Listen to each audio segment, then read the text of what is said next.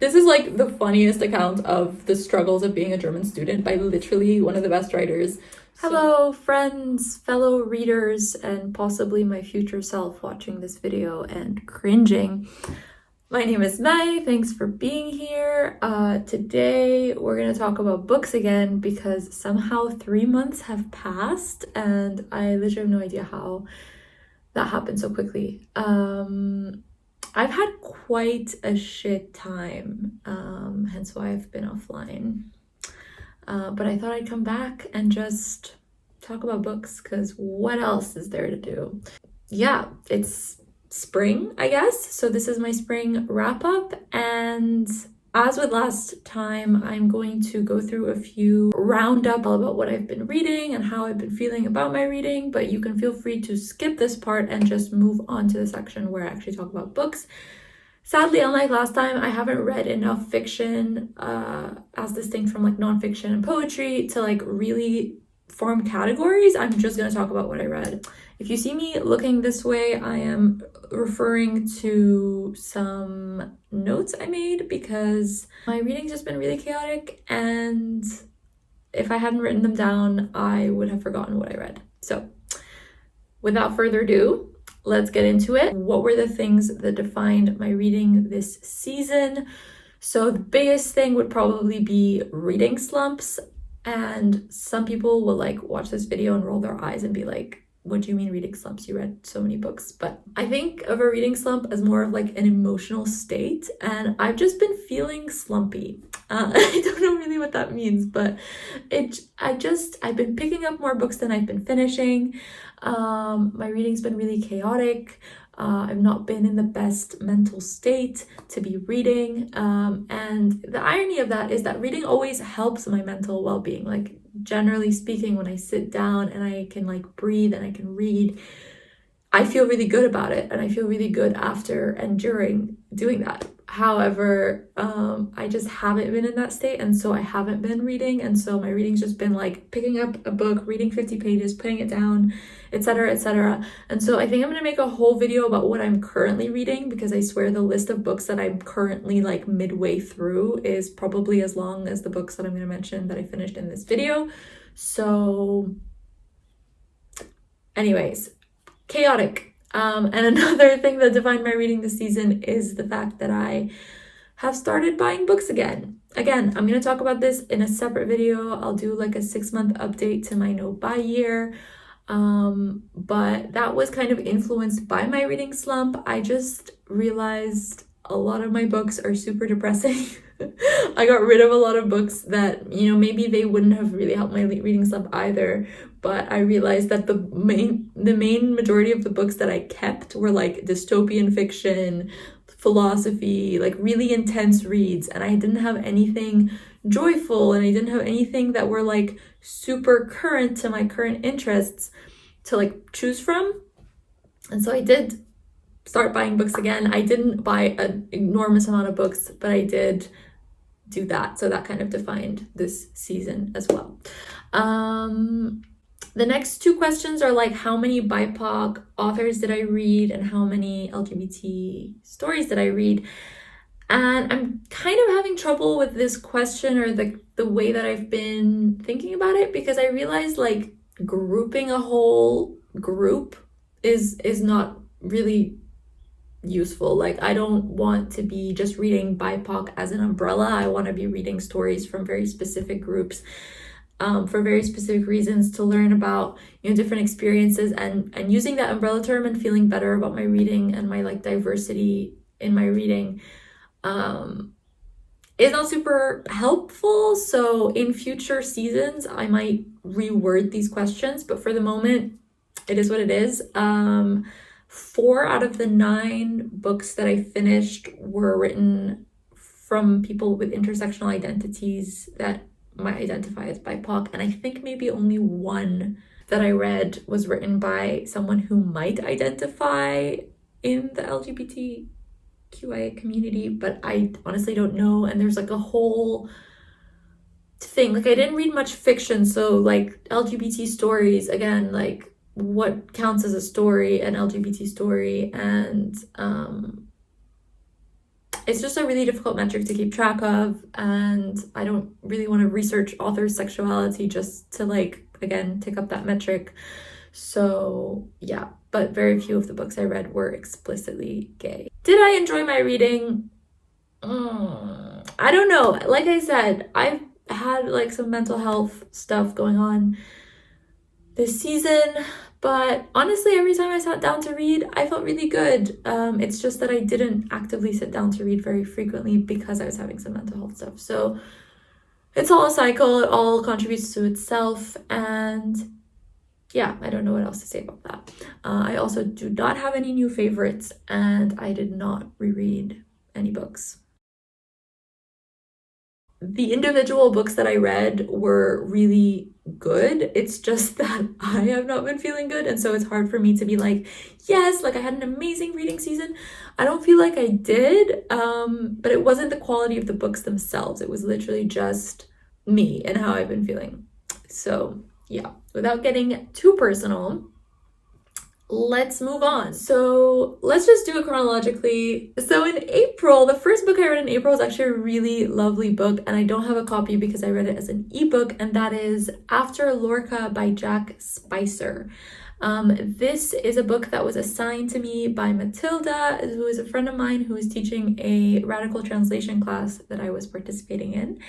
And it's basically, it is exactly that. It's a radical translation of Garcia Lorca's poetry, and it's basically like this fictionalized, there are these sections that are these fictionalized like dialogues between Jack Spicer, the translator, and Lorca, the poet, and the poetry is really imaginative, really inventive, not at all what you would consider a traditional translation. And also there are these like fictionalized letters from Lorca to Spicer, like complaining and making these tongue-in-cheek comments about how his translations are horrible. And it was such a ride. It was so beautifully written. There's this amazing just monologues in there about what it means to translate and what it means to translate poetry, and how poetry can be read in any language, and if it's a good enough poem, and if it has the infinitely small vocabulary that a great poem has, you can understand it no matter what language you speak. So I'm a poet, so I loved reading it. Moving on, I participated in Disability Readathon throughout April. I did really enjoy the readathon. It was just a very difficult thing because it was me grappling with my ableism. So I'm an able-bodied person. I don't suffer with chronic illness or disability. I do have people in my life who suffer from different forms of disability and chronic illness. So reading that and realizing how embedded ableism is in our culture was just very, very challenging. So me and my book club, we read Disability Visibility by Alice Wong, which is an essay collection published in the US. It was published in 2020. So very, very like recent essay collection, kind of the first of its kind. There weren't really many essay collections by disabled authors before this, and it was incredibly insightful. The essays in here are really varied. There are sort of really poetic essays. There are really frank essays. Most of the essays I felt were too short. I really wish that some of them were longer, but that meant that it really prompted me, if I really enjoyed an essay or if I really enjoyed a perspective, to like go out and seek those authors in different places. So yeah, I highly recommend this one. The ones that really touched me the most and like shook me to my core were the ones about visual and hearing impairment or disability, and how isolating that can be, or like how people misunderstand the deaf experience, how people misunderstand the blind experience, and how deaf-blind people like are so unaccommodated in this world, and also how frequently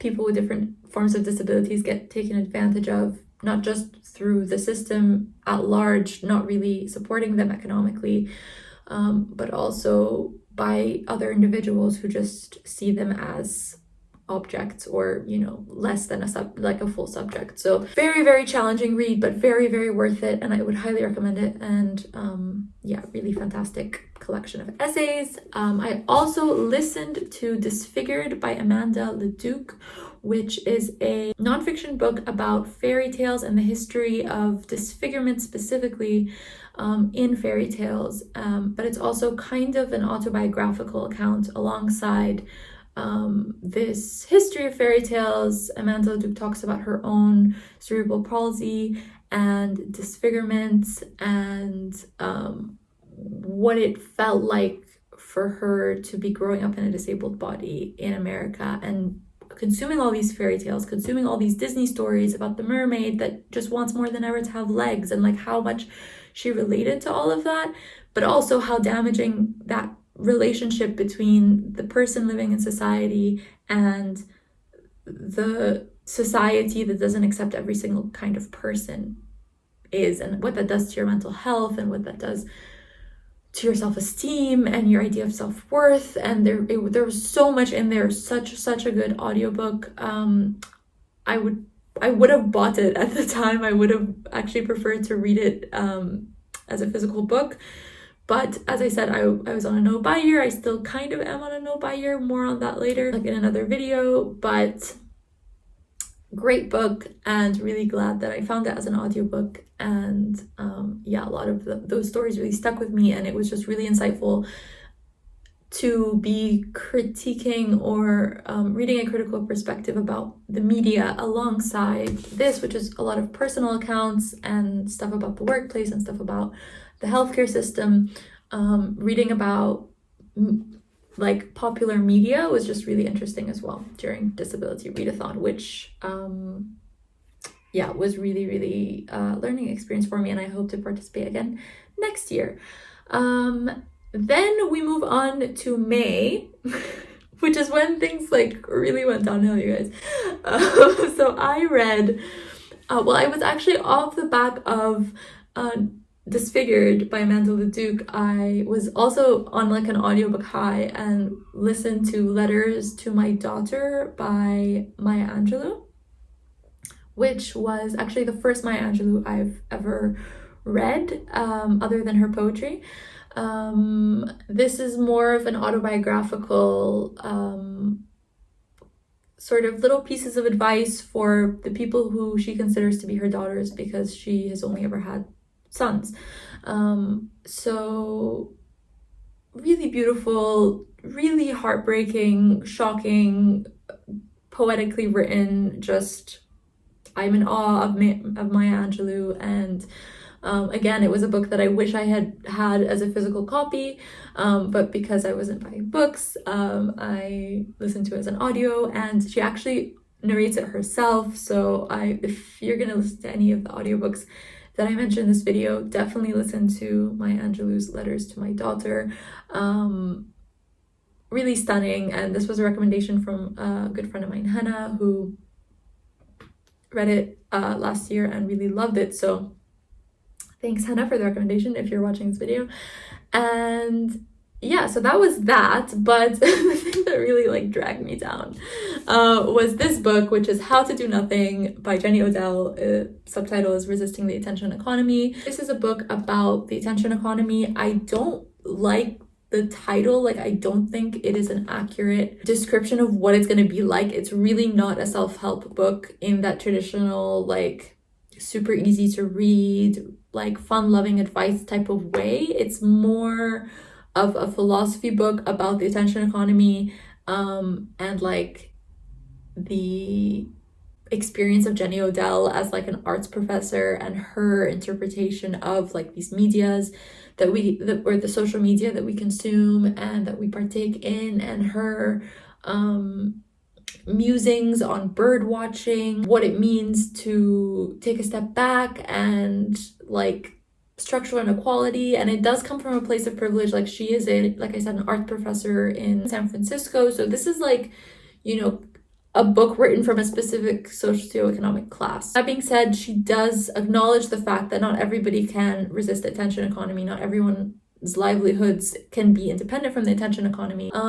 I feel like I've been talking a really long time about it and I haven't really explained what the attention economy is. So the attention economy is basically what we are currently living in. The ways that companies make money is through our attention. Like even you watching this video right now, like if my channel was monetized, then advertisers could make money off of you paying attention to whatever it is I make. And so people are like encouraged and incentivized to make stuff to get other people's attention, and that has like expanding effect on different layers of society. It has an effect on politics, it has an effect on mental health. As I said, it kind of spiraled me into an existential crisis a bit because I was like, oh god, I'm so much a part of this problem, making videos online. And one of the biggest critiques from this book that Jenny Odell makes against the attention economy is this idea of censorship. And instead of, we think about censorship like 1984,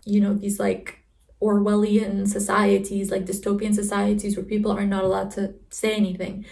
But Odell actually introduces a concept of censorship that is the precise opposite of that. It's forcing people to have an opinion. It's forcing people to speak. It's this instant culture of reactivity. And that, she says, is just as bad, if not worse, for politics and for, like, if you think of the power of thought as something that is essential, that is fundamental, that is so important for all good political decision making, then you have to acknowledge the fact that this form of reactivity, that the way the economy is formed and the way that social media encourages us to just react to things without really thinking them through, is actually a form of political censorship. So that was probably the thing that freaked me out the most. That was probably the thing that kept me off of Instagram for this long. So that's that. I highly recommend this book if you think you're ready for it. I think if you're not, there's a possibility you would find it a bit too cerebral, potentially not as accessible as it could be. But I think that part of the trade-off with accessibility is depth. And when you make something really accessible, you can't go as deep. And I think that she does a really good job of going deep. So it might take you a bit longer to read this one, but highly recommend it if you're struggling with your addictive personality and social media and your ability to think when you're online. All right, that rant over. At this point in the year, the book club had finished reading Disability Visibility, and a friend of mine who is part of the book club, Kit, recommended Anarchism and Other Essays by Emma Goldman, which is a book that they had, and basically I picked it up, I decided to buy it, and it was fantastic. Oh my goodness, I want Kit to lead the book club from now on because this was such a good read. This is basically an essay collection by Emma Goldman, who was a Jewish Russian immigrant to the United States in the early 19th century. I think I got that right. It sounds really like obscure, and it probably is, but it's so good. So this is just like, but Emma Goldman was just like such a revolutionary anarchist, like so fundamental to anarchy theory, and was just a total badass. Like reading her biography at the beginning of the book just inspires you so much to just get off your ass and do stuff. And it explains what anarchism is, because I think a lot of people think of anarchism as like this stereotype of like the purge, and like everyone gets to like be an anarchist and like wreck, public property.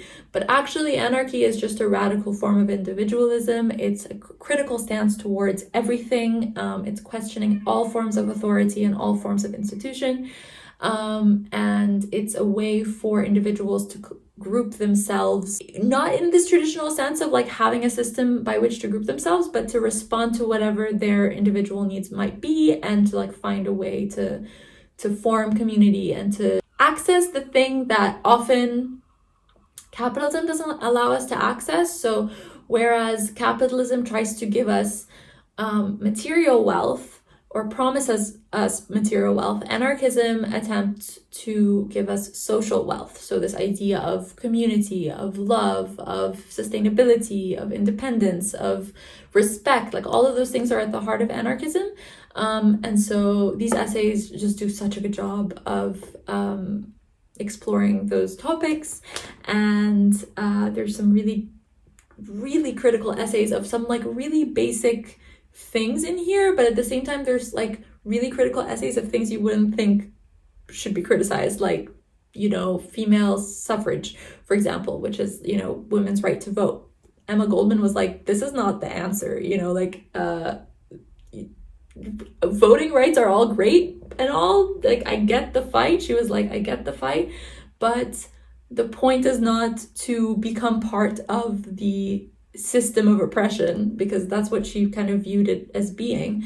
The point is to break down those systems of oppression. So she thought like female suffrage would just be a form of enfranchisement that would then make feminists less radical. And that was a really interesting perspective. And I was like, oh my goodness, I never considered this. And like, what is my philosophy? So if you want to have like all of your ideas questioned and critically torn apart, then I highly recommend this book. So good. And an amazing essay also on prison abolition from literally over 100 years ago. And you can see how like defund the police and, you know, let's abolish prisons has not just been something that has been discussed in radical communities more recently, but something that has a long history of organization and theory behind it. So highly recommend. But as you can see, like these two books right after each other kind of set me off, and I needed a long time to think about them. The rest of the books I read were actually just kind of for fun. So hopefully the end of this video will be lighthearted and fun. So the first book that I actually bought for myself and broke my no-buy-year rules for was this one, which is A Brief History of Artificial Intelligence, What It Is, Where We Are, and Where We Are Going by Michael Wooldridge. Michael Wooldridge is professor of computer science and head of the Department of Computer Science at the University of Oxford. And he's also a fellow of the Association for the Advancement of AI and the European Association of AI. So essentially what I'm saying is that this is written by an expert in the field, but it's super accessible. So this is like the most basic introduction to AI, but like not to the internal workings of AI so much as the history of AI. So this is really, it reads like a history book, but a history of science book. And I really loved it. As you can see, I have so many of these like sticky tabs in here, and this is like the only book that I've sticky tabbed. Usually I like just write down in my books, but for some reason I didn't want to damage this beautiful cover. I mean, this beautiful book, it's a hardback. I was just like, no, I'm gonna spare it from my like idiotic annotations because I know nothing about AI. So I basically just wanted to pick it up. Was super interesting. I love the theory of AI. I wrote an essay earlier this year about AI and poetry, and I wanted to explore the possibility of writing my dissertation on AI and poetry and to see if I actually could ground myself in AI a bit better, and I thought this would be a good starting point. It was a really good starting point, but eventually I realized I don't actually want to do that. So it was just ended up being a really fun read. I really liked how accessible it was, like I said. And near the end of the book, he actually does he basically throughout the book like debunks a bunch of ideas of what AI means, of what AI history has looked like, because a lot of people think it's like either a super recent thing or that it's always been a popular thing, and it actually hasn't. There have been several AI winters of like moments throughout AI history where the thing that the AI researchers, the computer scientists were like aiming towards, it became clear that was a failure, and through those failures the field was led down different paths in a super interesting way. So he debunks all these ideas, but then at the end he does actually focus in on some of the problems and some of the existing big questions in the field, which I really enjoyed. He talks about ethics, he talks about machine learning, he talks about like self-driving cars and all of these like really hot topics right now. So if you want to find out more about them in a very accessible but also intelligent and well-informed way, I would recommend this book. But if you know like basically anything about AI, like if you maybe are a computer scientist, I don't think this book would be for you because you probably already know everything in here. I'm not in the computer science world, so I really just love the history of science. So this was a super fun book. I really enjoyed that. I also got gifted this book, which is The Awful German Language, Die schreckliche deutsche Sprache by Mark Twain. So this is a bilingual edition of Mark Twain's essay, The Awful German Language, translated into German. So it's like side by side English and German. And I only read the English essay, I'll be honest, because my German's not good enough to read the German yet. But this was so funny. Like, if you are someone who's studying German right now, read this book. It's so hilarious. Mark Twain is literally like the most dramatic essayist I have ever read in my life. Like, genuinely, the way that he describes like the problems that German student faces is so like just dramatic, and like I get it. Like, I've studied German, so I know like all of these problems, but I would never be able to express them in such a hilarious and dramatic way as Mark Twain does. Let me see if I can try to find an example. So he's complaining about super long German words, for example. It's one of the things that he really dislikes. And he says, "Now here's a sentence from a popular and excellent German novel with a slight parentheses in it. I will make a perfectly literal translation and throw it in the parentheses marks and some hyphens for the assistance of the reader, though in the original there are no parentheses marks or hyphens, and the reader is left to flounder through to the remote verb the very best way he can." Quote, "But when he, upon the street, the in satin and silk covered, now very unconstrainedly after the newest fashion dressed government counselor's wife met," unquote. So ridiculous. This is like the funniest account of the struggles of being a German student by literally one of the best writers. So if you're a German student and you want to have a companion in your troubles, in your pain, I highly recommend Mark Twain, and you could probably find the essay online for free. So no need to get the book, but anyways. And the final book that I read, let me just double check because I did read lots of things online this month. Yes, the last book that I read a few days ago, and it's also a book that I bought for myself.